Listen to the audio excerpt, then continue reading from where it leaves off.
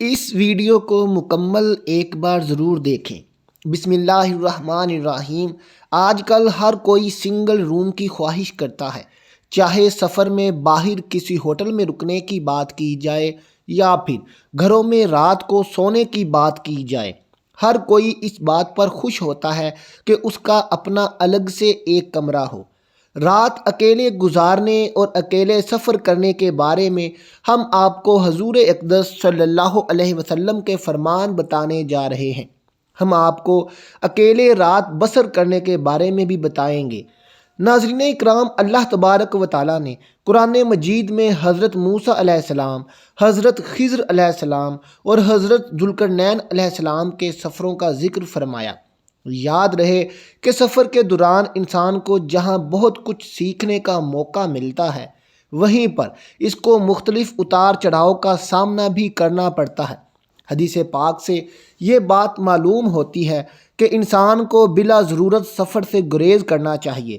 بخاری میں حضرت ابو ہریرہ رضی اللہ تعالیٰ عنہ سے روایت ہے کہ نبی کریم صلی اللہ علیہ وسلم نے فرمایا، سفر عذاب کا ایک ٹکڑا ہے، آدمی کو کھانے پینے اور سونے ہر ایک چیز سے روک دیتا ہے، اس لیے جب کوئی اپنی ضرورت پوری کر چکے تو فوراً گھر واپس آ جائے۔ یہ عام مشاہدہ ہے کہ انسان جب دنیاوی امور کے انجام دہی کے لیے سفر کرتا ہے تو بالعموم اس طرح عبادت کے قابل نہیں رہتا جس طرح حالت اقامت میں کر رہا ہوتا ہے۔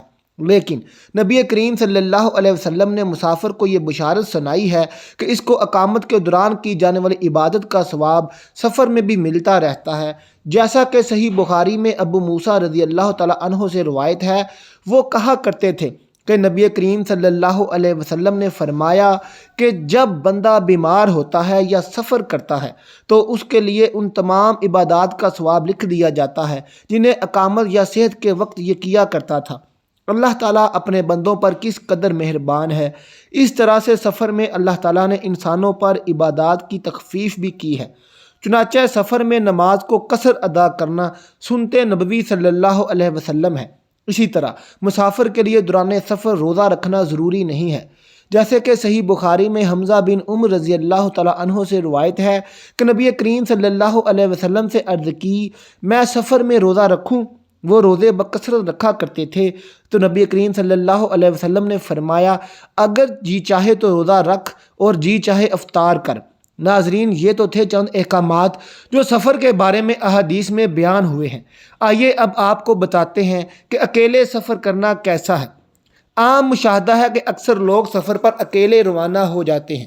انسان کو زیادہ تر کوشش کرنی چاہیے کہ سفر میں اس کے ساتھ کوئی نہ کوئی ساتھی موجود ہو، اور اس کو اکیلے سفر کرنے سے ممکن حد تک گریز کرنا چاہیے، کیونکہ اس بارے میں صحیح بخاری میں عبداللہ بن عمر سے روایت ہے کہ نبی کریم صلی اللہ علیہ وسلم نے فرمایا، جتنا میں جانتا ہوں اگر لوگوں کو بھی اکیلے سفر کی برائیوں کے متعلق اتنا علم ہوتا تو کوئی سوار رات میں اکیلا سفر نہ کرتا۔ ناظرین، اب خود ہی اندازہ لگا لیں کہ رات کا سفر کرنا کس حد تک خطرناک ہو سکتا ہے، اور حضور اقدس صلی اللہ علیہ وسلم نے کن الفاظ میں انسان کو رات کے سفر سے متنبہ فرمایا ہے۔ اس لیے ضروری ہے کہ رات کے سفر سے اجتناب کیا جائے، خاص طور پر رات کو اکیلے سفر نہ کیا جائے۔ یہ بات تو عام ہے جس میں مرد اور عورت دونوں شامل ہیں، لیکن صرف عورتوں کی بات کی جائے تو ان کے لیے خاص طور پر تاکید ملتی ہے۔ یاد رہے کہ عورتوں کو بھی کئی مرتبہ رشتہ داروں سے ملاقات، علاج یا کسی ضروری کام سے سفر پر نکلنا پڑتا ہے۔ احادیث مبارکہ سے یہ بات واضح ہوتی ہے کہ عورتوں کو مردوں سے بھی کہیں بڑھ کر اکیلے سفر سے اجتناب کرنا چاہیے، اس لیے کہ یہ بات فتنے کا باعث بن سکتی ہے اور ان کی عزت و ناموس کو بھی خطرہ لاحق ہو سکتا ہے۔ جیسا کہ صحیح بخاری میں حضرت عبداللہ بن عباس رضی اللہ تعالیٰ عنہ سے روایت ہے کہ نبی کریم صلی اللہ علیہ وسلم نے فرمایا، کوئی عورت اپنے محرم رشتہ دار کے بغیر سفر نہ کرے، اور کوئی شخص کسی عورت کے پاس اس وقت تک نہ جائے جب تک وہاں کوئی محرم موجود نہ ہو۔ ایک شخص نے پوچھا، یا رسول اللہ صلی اللہ علیہ وسلم، میں فلاں لشکر میں جہاد کے لیے نکلنا چاہتا ہوں، لیکن میری بیوی کا ارادہ حج کا ہے۔ تو آپ صلی اللہ علیہ وسلم نے فرمایا، تو اپنی بیوی کے ساتھ حج کو جا۔ یہاں ہماری بہنوں کو غور کرنے کی ضرورت ہے۔ جو کہ بے دھڑک کسی بھی کام سے گھر سے باہر چلی جاتی ہیں اور محرم ساتھ نہیں ہوتا۔ اس لیے عورتوں کو خصوصیت کے ساتھ اس بات کا اہتمام کرنا چاہیے۔ رات کی بات تو بہت دور ہے، عورت کو دن میں بھی اکیلے سفر کی اجازت نہیں ہے۔ سفر کے حوالے سے چند مزید احکام پر بھی ہم بات کریں گے، لیکن اس سے پہلے آپ کو اکیلے رات بسر کرنے کے بارے میں بتاتے ہیں۔ اس حوالے سے عبداللہ بن عمر روایت کرتے ہیں کہ نبی کریم صلی اللہ علیہ وسلم نے تنہا رہنے سے منع فرمایا ہے، یعنی نہ تو آدمی رات تنہا بسر کرے اور نہ ہی تنہا سفر کرے۔ علامہ البانی رحمۃ اللہ علیہ نے اس حدیث کو بخاری کی شرط پر صحیح کہا ہے۔ اس حدیث میں رات اکیلے گزارنے کی واضح ممانعت فرمائی گئی ہے، لیکن اس کے باوجود ہم میں سے اکثر لوگ، خاص طور پر نوجوان، اس بات پر اصرار کرتے ہیں کہ ان کا اپنا کمرہ ہو جہاں وہ اکیلے ہوں اور انہیں دن رات کی تنہائی میسر ہو۔ اہل علم نے رات اکیلے گزارنے کی ممانعت کی بہت سی حکمتیں بیان فرمائی ہیں، جن میں سے چند یہ ہیں: تنہا نہ رہا جائے تاکہ شیطانی وسوسے سے محفوظ رہا جا سکے، کیونکہ انسان زیادہ تر تنہائی میں شیطانی وسوسے میں مبتلا ہو جاتا ہے۔ اسی طرح یہ بھی خدشہ ہو سکتا ہے کہ کوئی شخص تنہائی میں وحشت محسوس نہ کرے۔ یہ بھی ایک حکمت ہے کہ تنہائی میں کسی دشمن، چور یا ناگہانی آفت سے محفوظ رہنا مشکل ہو سکتا ہے۔ تنہائی میں کسی بھی اچانک مصیبت، بیماری وغیرہ کی صورت میں کوئی نہ ہو تو پریشانی ہو سکتی ہے۔ یاد رہے کہ رسول اللہ صلی اللہ علیہ وسلم کی ہر نصیحت پر عمل کرنے میں خیر ہے، اس لیے بغیر یہ سوچے کہ اس بات میں کیا حکمت ہو سکتی ہے، مسلمان کو حضور اقدس سرور کائنات صلی اللہ علیہ وسلم کی نصیحت پر عمل کر لینا چاہیے۔ اس میں اس کے لیے بہتری ہے۔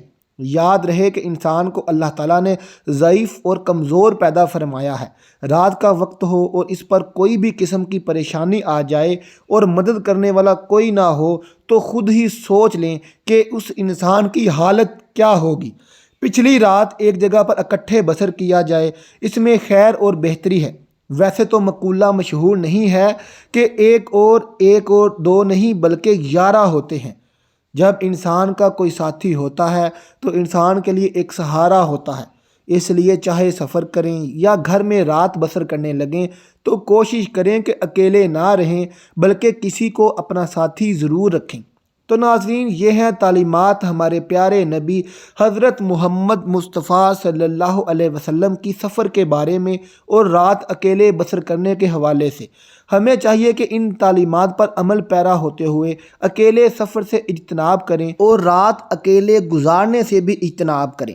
اللہ تبارک و تعالیٰ سے دعا ہے کہ اللہ ہمیں سفر اور حضر میں نبی کریم صلی اللہ علیہ وسلم کی سیرت و تعلیمات کو مد نظر رکھنے کی توفیق عطا فرمائے، اور اللہ سے یہ بھی دعا ہے کہ اللہ ہمیں دین کی سمجھ نصیب فرمائے۔ آمین ثم آمین۔ اپنا خیال رکھیے گا۔ اللہ حافظ۔